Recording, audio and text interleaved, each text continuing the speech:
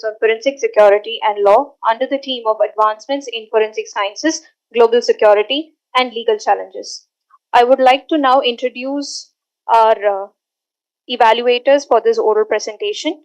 Our first evaluator is Ms. Kompal Sharma, who serves as a scientist in FSL, who has 13 years of experience in ballistics divisions and has a UTC net qualified and has participated in various programs and published more than 5 papers in research journals. I would like to please welcome Kompal ma'am to the dais. She will be serving as the external evaluator for the oral presentation.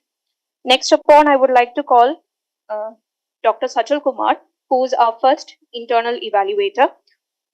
He is an expertise in forensic chemistry and forensic medicine, who has worked in postmortem interval estimation using cardiac troponin degradation analysis, coupled with teaching experience, and has gained him accolades like the UGC NET lectureship, which makes his presence invaluable to our gathering. I welcome Dr. Sachal onto the dais.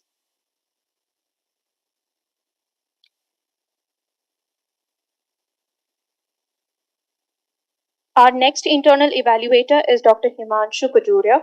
Dr. Himanshu Kajuria is an experienced associate professor and is currently heading the Amity Institute of Forensic Sciences, who has over 15 years of teaching experience and has immense research experience in the field of forensic sciences.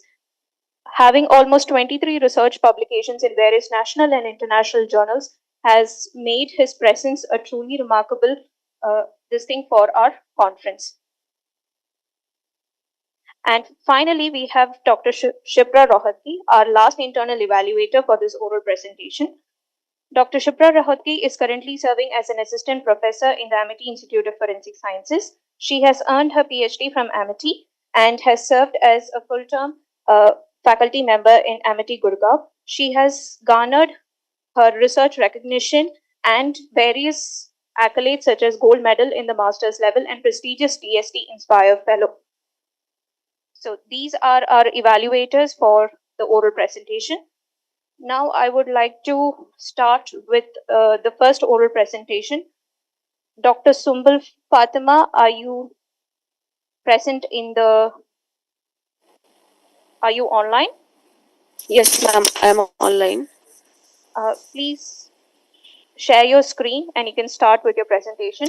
Before we start off with the presentation, I would like to remind all the participants the time limit is 5 minutes for the presentation, followed by 2 minutes for question and answers.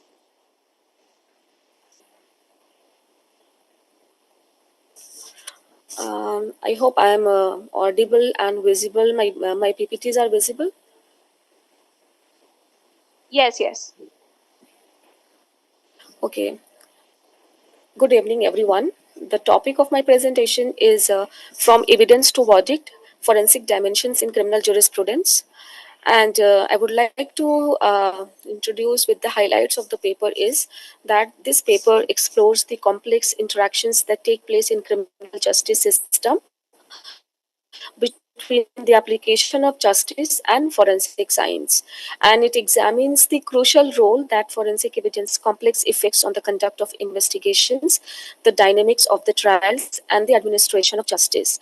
Criminal investigations have been transformed by the integration of forensic sciences such as DNA analysis and digital forensics, which provide vital information about the circumstances surrounding alleged crimes.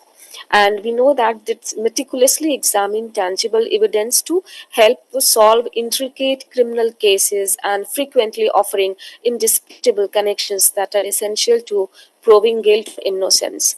So, in addition to this, the development of forensic technology gives legal practitioners the ability to precisely and rigorously navigate ever more complex criminal environments by adding new tools to their investigative toolbox. Furthermore, my paper explores the complex issues and moral dilemmas that arise when forensic evidence is used in criminal cases. Even though forensic science has never been better at revealing the truth, its application requires close examination to prevent biasness, mistakes in procedures, and misunderstandings that could jeopardize judicial integrity. Not My paper highlights the importance of multidisciplinary cooperation between forensic experts, attorneys, and legislators by providing an extensive examination of the forensic aspects in criminal jurisprudence. To summarize, from evidence to verdict, from forensic dimensions in criminal jurisprudence, it clarifies the crucial part that forensic science plays in determining the results of the legal proceedings, emphasizing its significant influence on the search for truth and the dispensation of the justice in modern legal system. I would like to say, in the words of the Mark Twain, who said that there is something fascinating about science, and one gets such wholesale returns of conjecture out of such a trifling investment of fact. And we know that the truth must triumph. It is the hallmark of the justice. And when there is a conflict between a conclusive proof envisaged under law and a proof based on scientific advancement that is accepted by the world community to be corrected, that is, the latter must prevail over the former.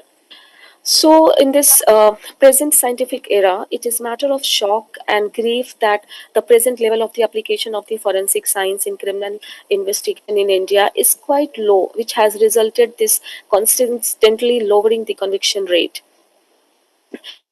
I'm not going in detail about the introduction of this paper. Rather, I would like to just focus the statement of the problem.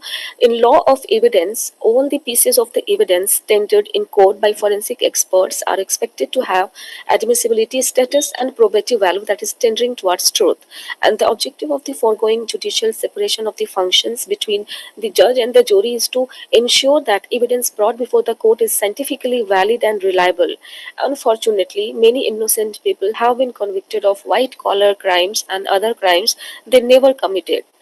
The objective of my paper is to determine the crucial role that forensic evidence plays in influencing the court decisions, considering its complex effects on the conduct of investigations, the dynamics of the trials, and the administration of justice.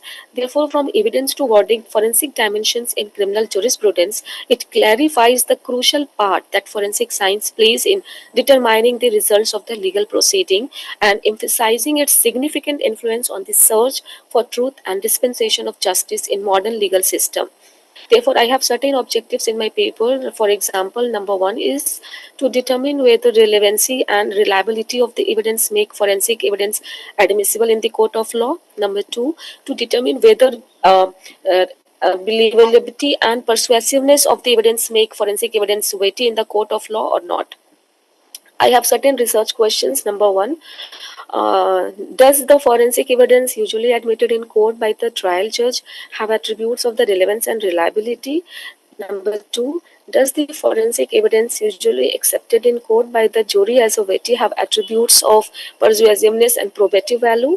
Or does its admissibility of the forensic evidence have any significant influence on the weight of the forensic evidence or not? Sorry. I have certain research hypotheses as well. Number one, sorry for this sore throat. And You forensic I science plays in determining the results of the legal proceeding, emphasizing its significant influence on the search for the truth and the dispensation of justice in modern legal system. And number two hypothesis is whether it does not play in determining this upset statement.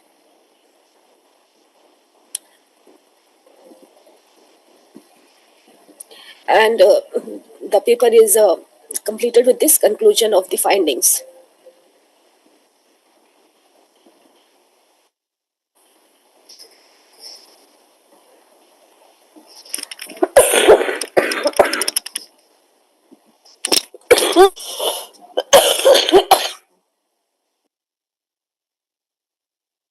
The session is now open for questions.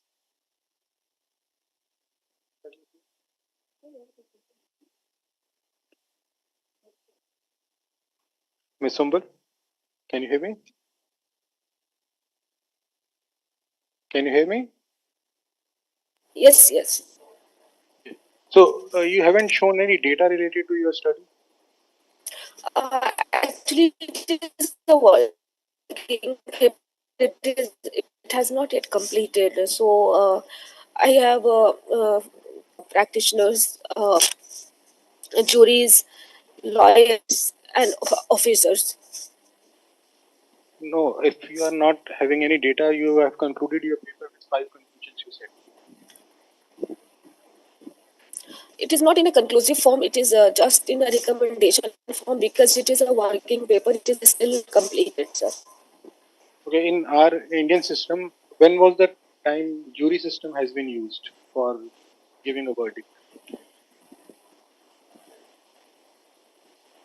It was before independence of India.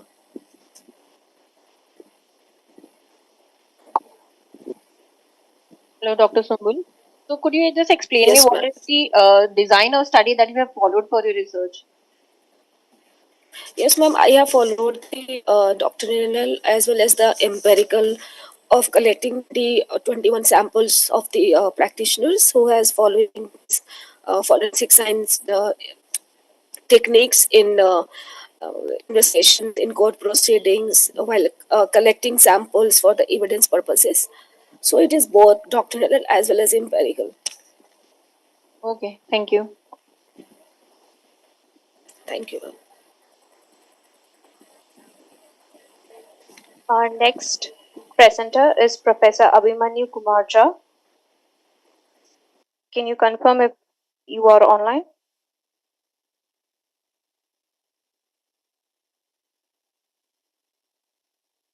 Professor Abhimanyu?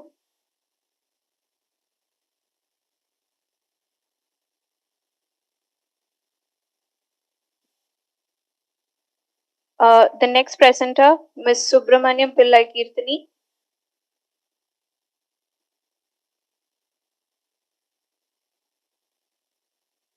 Ms. Subramaniam Pillai Kirtani, are you Yes, online? online.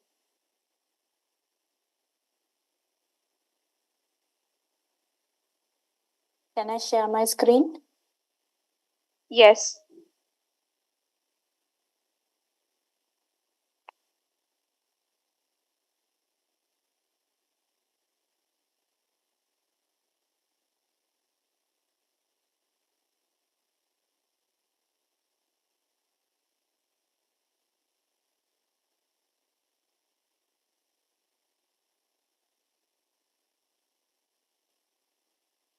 Is my screen visible to you all?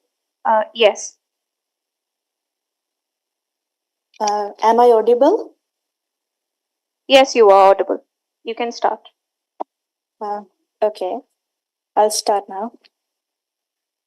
Tring, tring, tring, tring.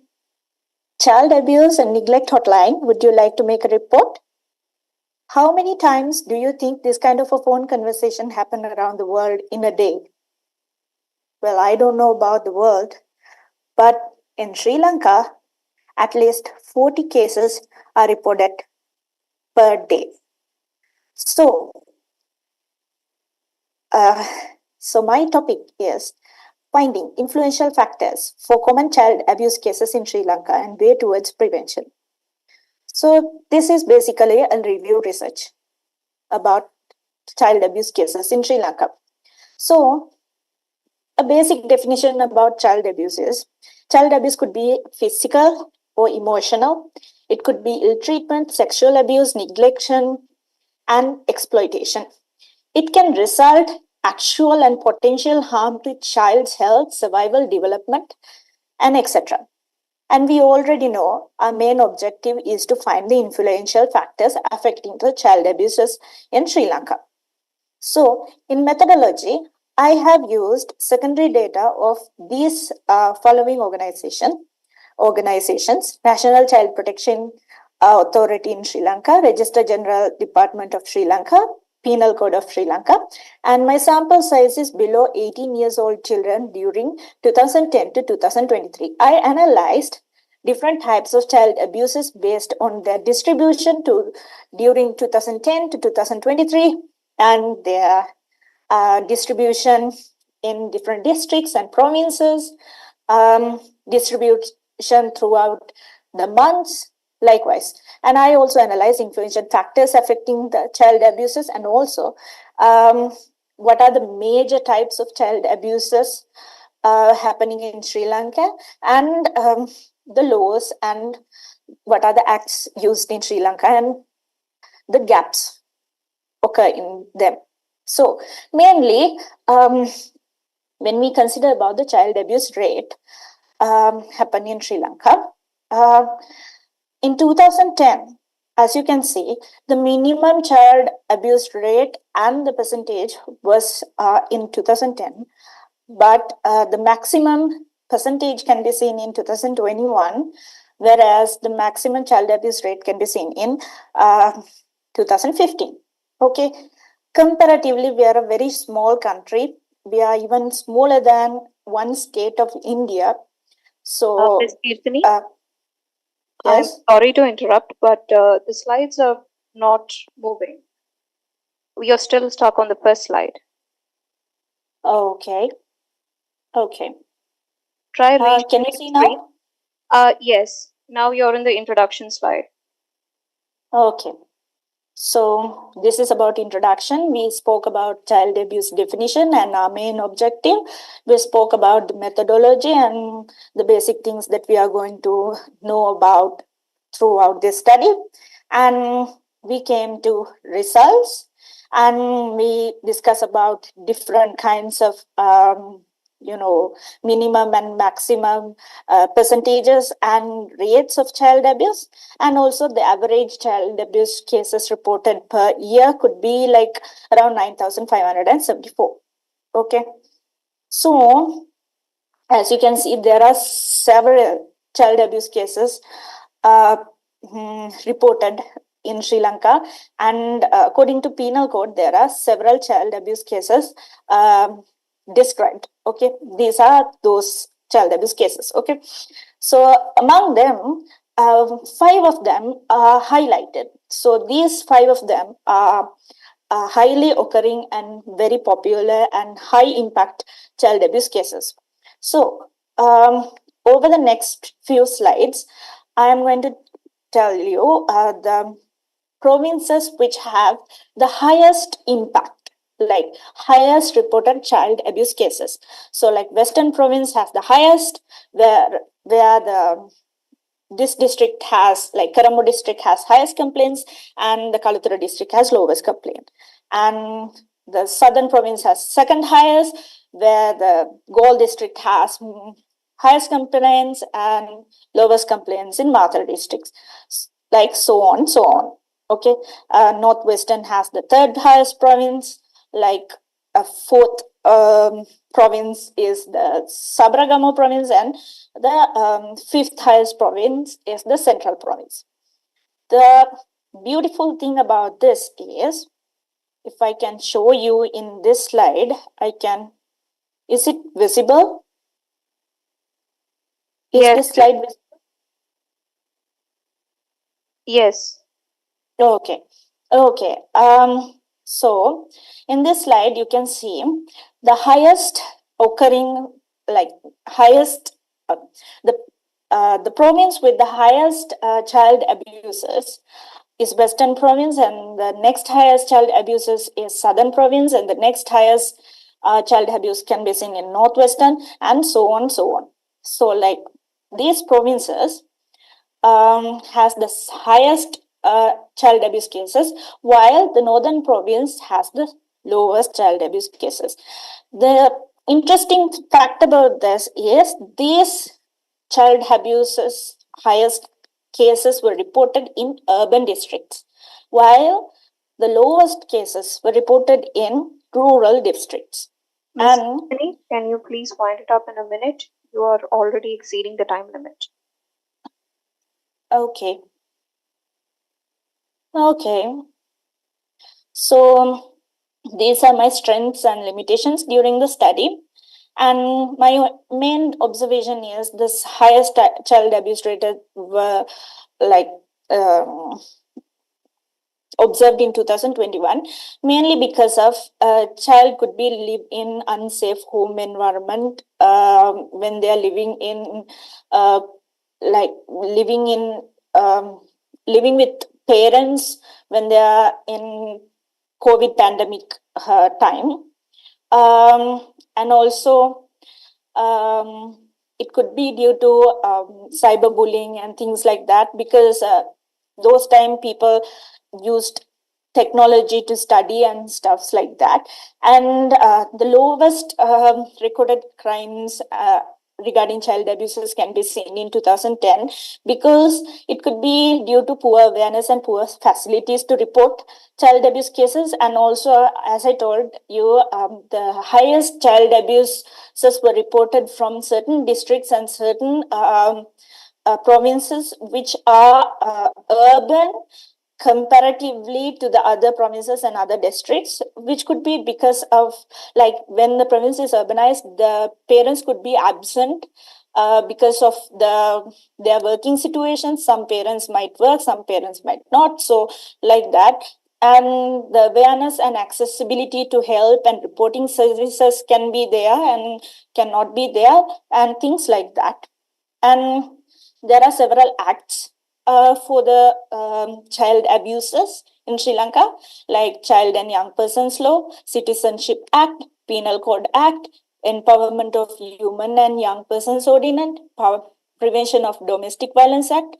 And so, other than that, there are state programs like increasing public awareness and influencing policies, and emergency mobile phone reporting systems, and networking with global protecting systems, and training military professionals and police forces, and also rehabilitation systems for victims who are going through child abuse cases. So these are my references, and thank you.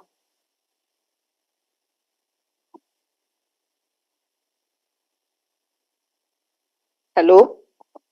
Miss Ketki, what is the age group you have taken for this survey? Children below age 18. And above 2 or 3, from 0 to 18 it is. Yeah, 0 to 18. Okay. And how this research helpful in India? This is the research of in Sri Lanka, and how this helps in India? I'm a Sri Lankan, so I did it thinking about Sri Lanka. I did not thought about India. So I'm not aware how it could help in India. Okay. Thank you. Ms. Subramaniam, Yes. your study talks about the child abuse cases that have been reported, and specifically you said Yes. you're talking about the urban area. Yes. Am I correct? Yes. So, according to you, what could be the solution for that?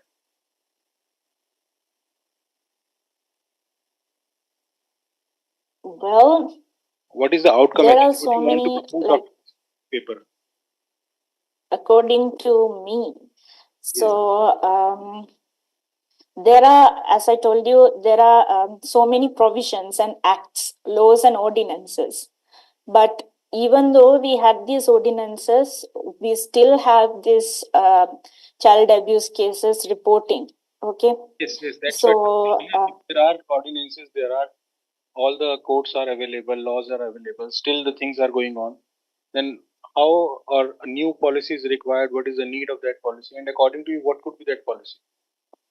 but the thing is, I couldn't mention that each of these ordinances had loopholes. So, like in this ordinance, Child and Young Persons Ordinance, it failed to mention that certain ages, like it only applies for children under, like children between 12 to 14 years old, and young people between 14 to 16 years old. So, like, likewise, there are loopholes. So we have to implement more rules and define about those people as well. And also, male victims and male child related things are not much defined in Sri Lanka. They are not considered as victims according to law. So we have to implement more rules and more laws, and we have to make awareness programs about them. And so I think like that. Okay, I have a question, like how does your research that you have done as a secondary data can be helpful in the area of forensic science? like in the terms of laws and ordinances that you're talking about, how it can be fruitful for us? In legal wise or forensic science wise? Yeah, legal and forensic both. Because being a forensic expert, you need to prove out things, no? So, in the terms of legality only for the admissibility. No. In a way that where a child victim has gone through certain kind of abuse, we can use this information to back up them and you know, capture the culprit and give the necessary you know, sentences for them, and also make necessary you know Okay, thank you so much. okay. Our next presenter, Dr. Nikhil Mehta. Are you ready?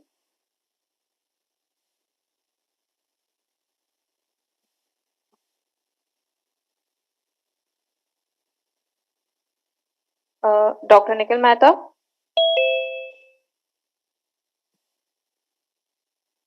Professor Abhimanyu Kumar Jha, are you ready?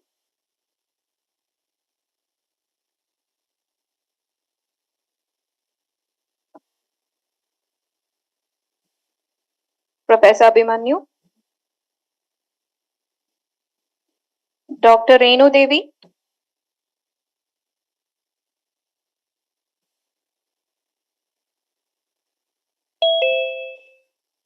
Okay, Professor Abhimanyu, we can get back to you. But Dr. Renu Devi.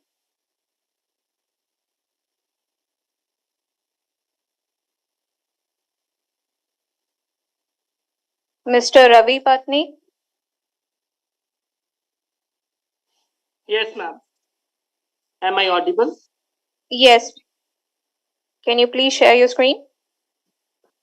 Yes, wait for 1 minute, ma'am. Meanwhile, I would like to re-emphasize to all our participants, your time limit is 5 minutes for your presentation and 2 minutes for question and answers. Please stick to the time. Ma'am, is it visible? Yes, it is.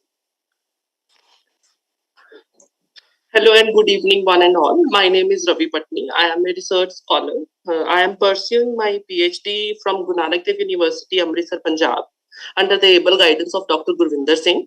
I am a research scholar there.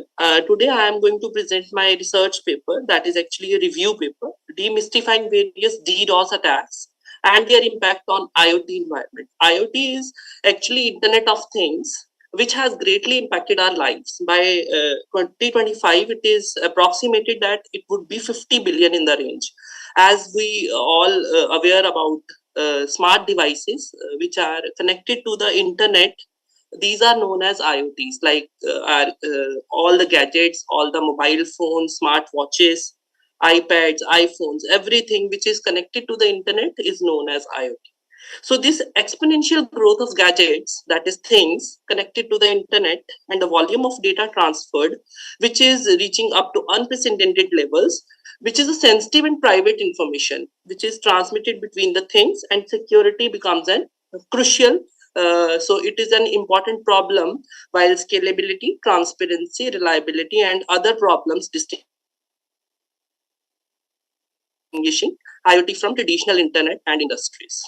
My paper's introduction starts from the phrase Internet of Things, which was first coined by Kevin Ashton in 1999, which is a radio frequency identification and other sensors, which is embedded in everyday's object. Like we are having smart geysers, smart gas stations, smart watches. These all are connected with our just a mobile phone. So these devices, which are linked together by these sensors and communication protocols, that allows a human to find, recognize, and control these things by their smartphones itself. These are the originally connected with the internet, which do not provide any defense against deliberate attacks. So malevolent users, hackers, crackers can crack it. This is the one of the attack that I have administered, DDoS attack. which is an attack which denies to provide the service. It is known as denial of service. What is the DDoS attack? This is the picture which I can explain. One is a hacker over there which can hack or which can inject the malicious software in between the networks, which are known as botnets.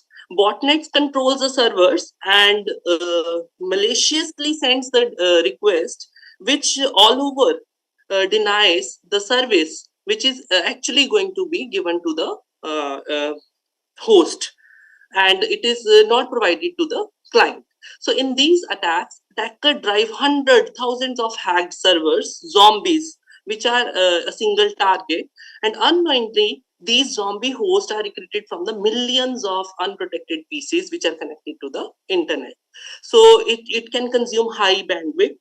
It is jamming the host and clients, which is actually a compromised servers. I will show the data from 2018 to 2023, which was attacked by the main these companies or hackers. Research question 1 states what are the various sorts of assaults and their implication in today's IoT environment. So these are the active attacks which are being, you can say, recognized in this paper.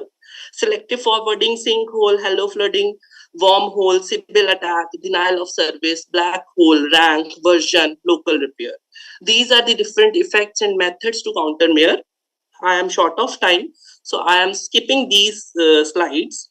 And these are the actual DDoS attacks, which are known as volumetric protocol-based application layer, reflective amplification, TCP state exhaustion, application layer protocol violation, low and slow, DNS, zero-day IoT based.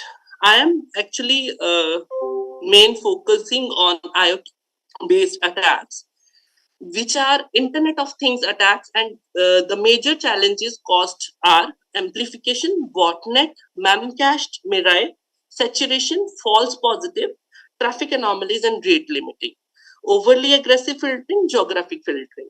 These are the major findings and challenges which have impacted scale and volume. It will increase. The sheer scale of these attacks make it challenging for the organization to maintain regular service operations. Traffic differentiation is there. Organization may struggle to filter out the attack traffic without disrupting the normal user access and leading to false positives.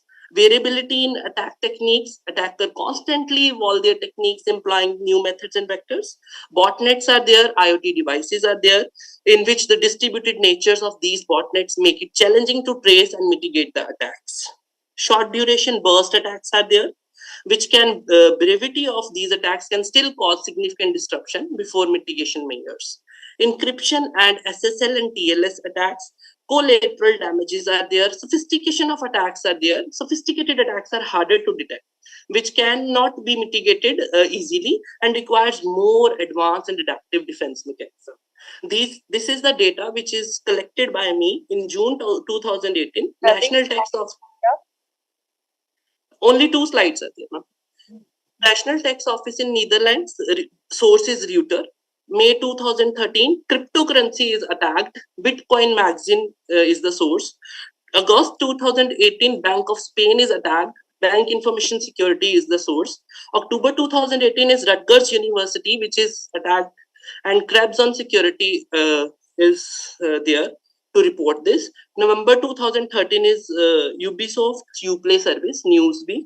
So this, according to my data collected, these are the up to 2023, there were a staggering 7.9 million DDoS attacks globally, and that's around 44,000 attacks occurring each day, which is very alarming statistics, 31% increase as compared in 2022. So the conclusion is, these are very sensitive data. My aim will be, I will be providing IDS, intrusion detection system, which is playing defense role, which is coming with the new strategy.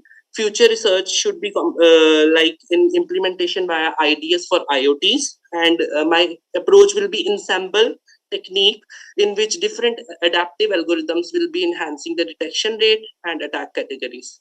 So this is all about, these are my references. Any queries? Mr. Ravi, Yes, sir. what criteria you have used while selecting the data? Inclusion, exclusion criteria you have selected now? Yes, sir. That this data is worthy of to be included in your study and this is not worthy. What is Yes, that? sir. Yes, sir.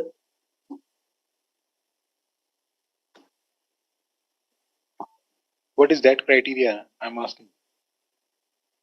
Sir, actually, I am taking only those sources which are like more vulnerable. And how you decide this is more vulnerable and this is less vulnerable? Sir, according to the platform and the sources are there. So randomly you have selected platform or there is a criteria for selection of platform also? No, sir, there is a criteria like there is actually algorithm used behind it. The attacks which are more than that limit, that will be used. What is that limit number of DDoS attack? Sir, it is actually 4,000. So above 4,000 you have included. Yes. Okay, thank you. Yes, sir. What is this exhaustive review? You mentioned in the title that you are going with this exhaustive review. So what is that? Sir, actually, I have taken the data from 2018 to 2023.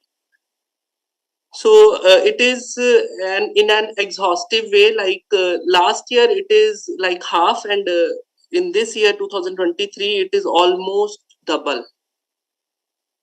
So it is No, in I'm this just nature. simply asking that what is the meaning of this exhaustive review? Because in other cases, in other kind of reviews, for example, if you are doing the meta-analysis or the systematic review or other kind of reviews, so if the data increases from 1 year to another, it means the double, then how it become the exhaustive? The question is that. Sir, actually, I am reviewing it from when I enrolled in PhD. This is my actually the base I'm just of. simply asking that why you put this word, the exhaustive. Sir, because I One have more done question. exhaustive study on this. No, that's why I ask you that what is this exhaustive review? Sir, I have spent more than 2.5 years on it. So that become the exhaustive.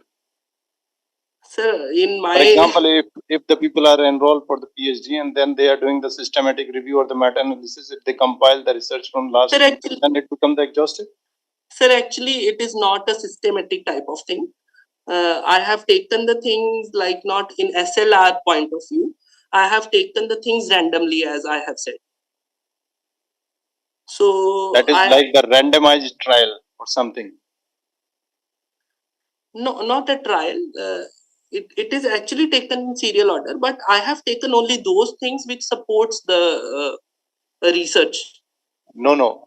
That is just your inclusion and exclusion criteria. So because of that, it will not become the exhaustive review. And there is one more question that you present the data of this DDoS attacks, something globally. You have any data supporting in India? So no, it is actually like DDoS attacks are actually globally. It is not particular in India. I am 100% agree with you that those are attacks are globally. Okay. Yeah. But you have any data from India? Sir, I am not targeting only India. So no, then it is what is not. the logic of this review to do this in India?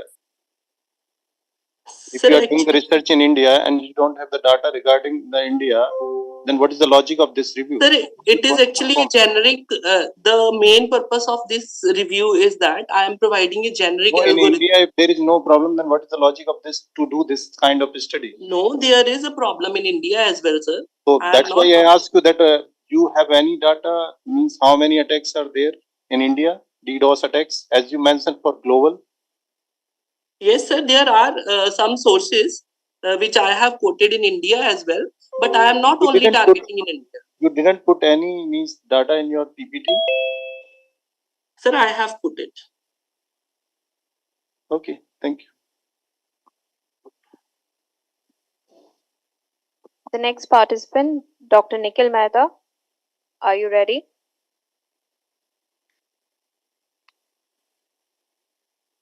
Dr. Nikhil Mehta?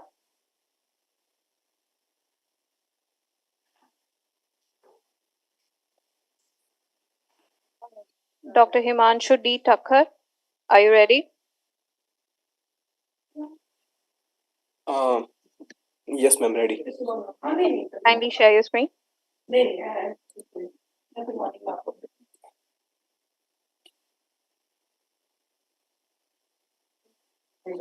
अर्जेंटी की वजह से तो मुझे phone करके ma'am sorry ma'am मुझे बहुत urgent चाहिए मेरा गला दबा हुआ है मतलब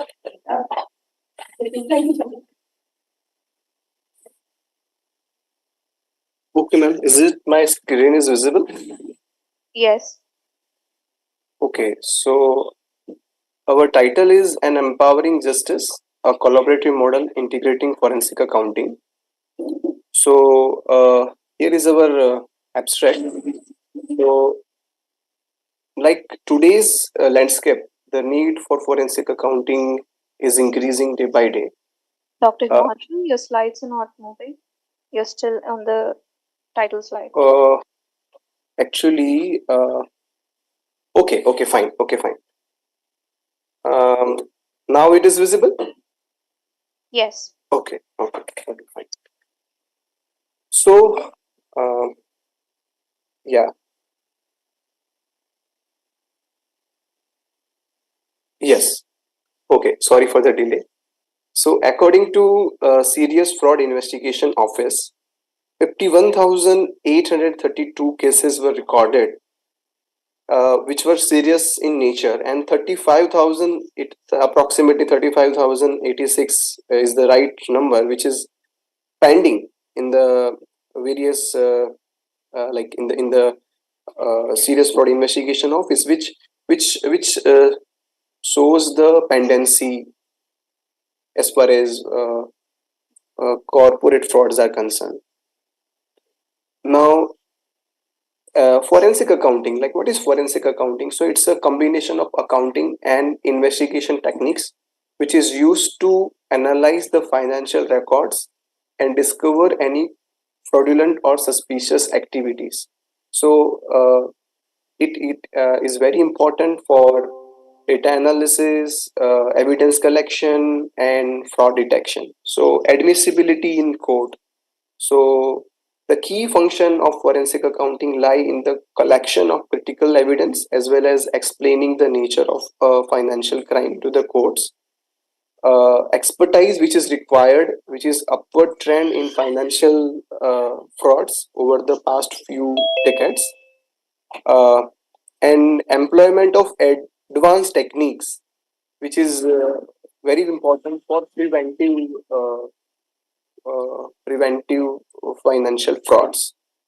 So here literature review, Kramer et al. 2017 study on forensic accounting opinions.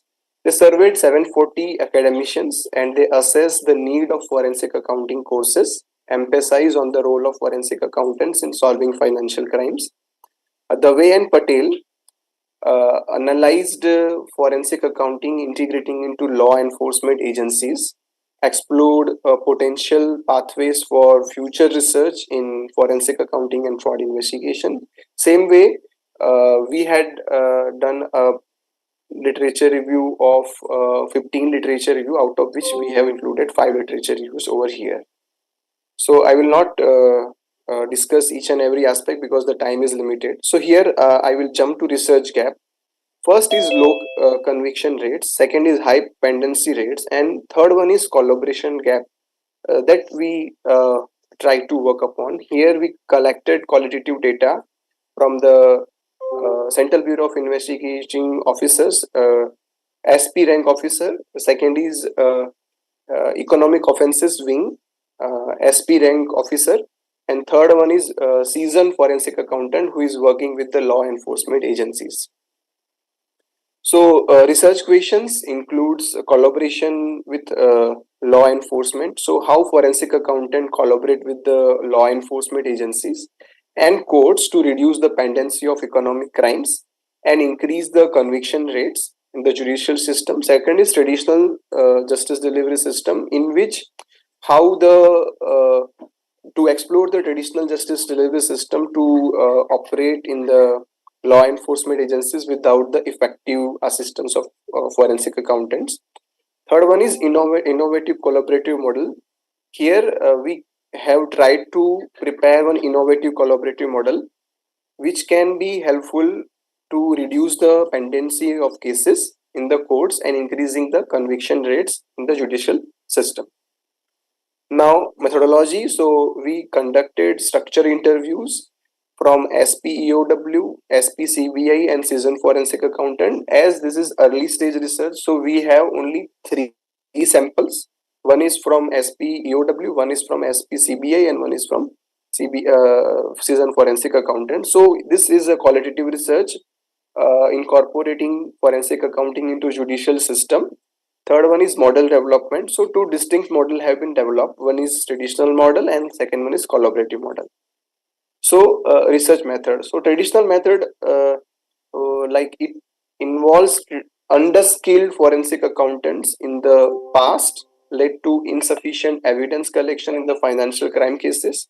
So initially, like as far as forensic accounting is concerned, after the case of Satyam, and in India especially, it was came into light. So next is collaborative model. So here, innovative framework posing a synergy between forensic accountants and seasoned investigators, enhancing financial crime investigation through black hair and white hair combination. So this collaborative model, we focus on black hair, which is the students, those who are pursuing the master courses at various universities. They will work with the white hair, which is with the EOW, CBI, and our law enforcement agencies related to financial crimes. So here we propose a model in which if there are 4 semester program which equips the students with the skills of various tools like Tally, ERP, SAP, Zoho Books, Odoo, efficient fraud data analysis, fraud detection, financial investigations, which ensuring the adaptability in the evolving of financial fraud. So I would like to add one example, like if you see the chartered accountants course, if you see the medical course, it connects with the practicals, theory plus practicals. So in Dr. Himanshu, kindly wind up. okay, so here we propose hands-on training through experts. They will guide the students. Now, second, we focus more on internship in law enforcement agencies, professional engagements, and various certifications. Not only certified fraud examiners, but there are various certifications that will be done by the students, and they will be helpful for the fraud investigation.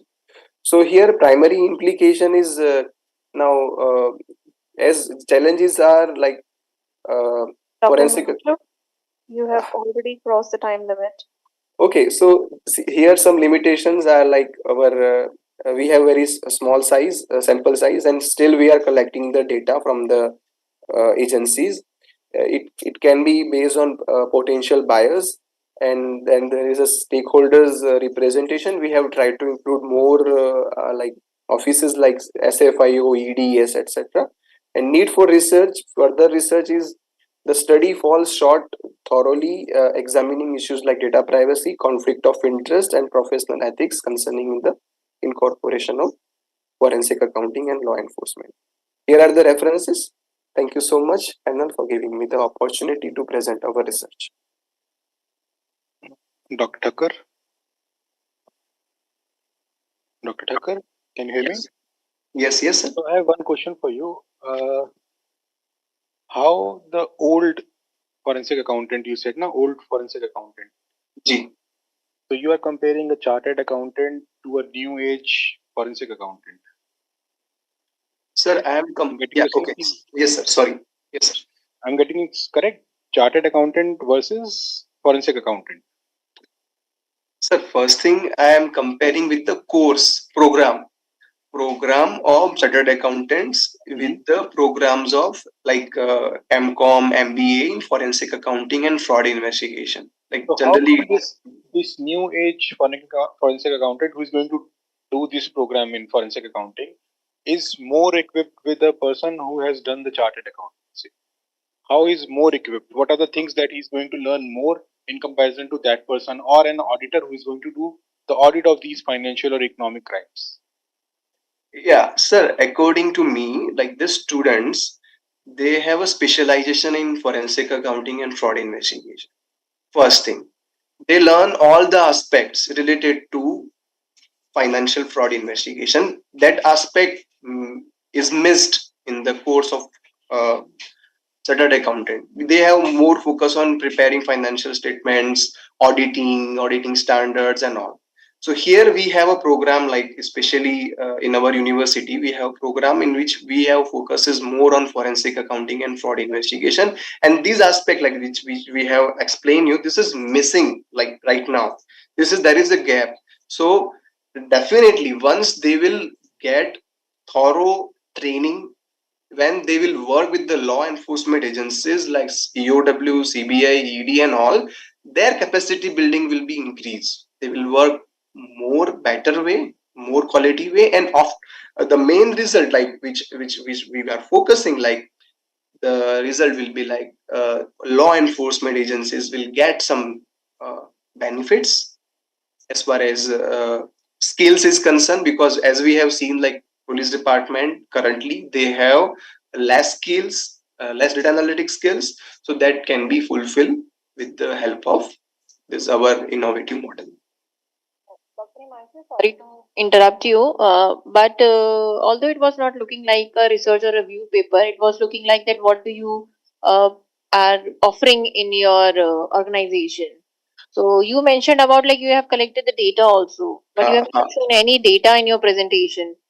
so ma'am, as it is a qualitative research, I tried to show my research article, but uh, due to the technical aspect I could not show that my research article.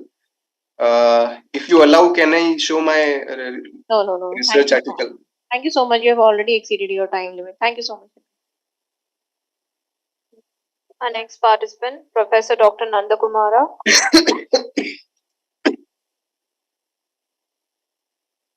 Professor Dr. Nandakumara Pujam.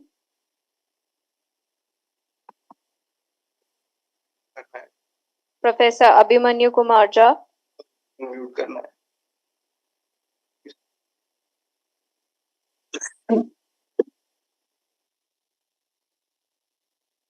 Professor Abhimanyu.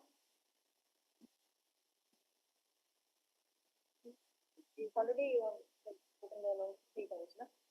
Everybody names who's taken it. You need to send it. End it. We'll be ending with the all online presentations for today. Thank you.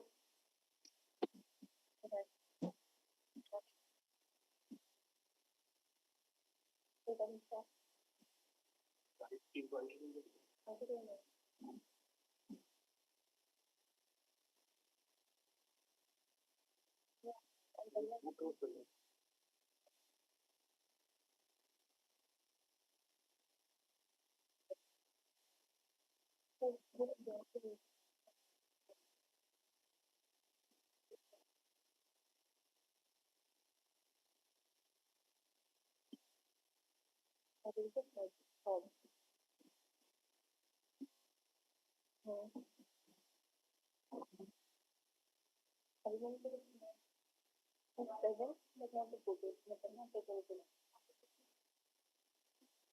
Okay, definitely. Is not there. Dr. Renu? Not there. And Rupinder Kaur? And he's there. Then Professor Nanda. If he has not, he's not there. ठीक है. इसको data देना है. हम मेरे को किसी को नहीं देना है. मेरे को हाँ उनको क्लोज कराने के लिए बोलो.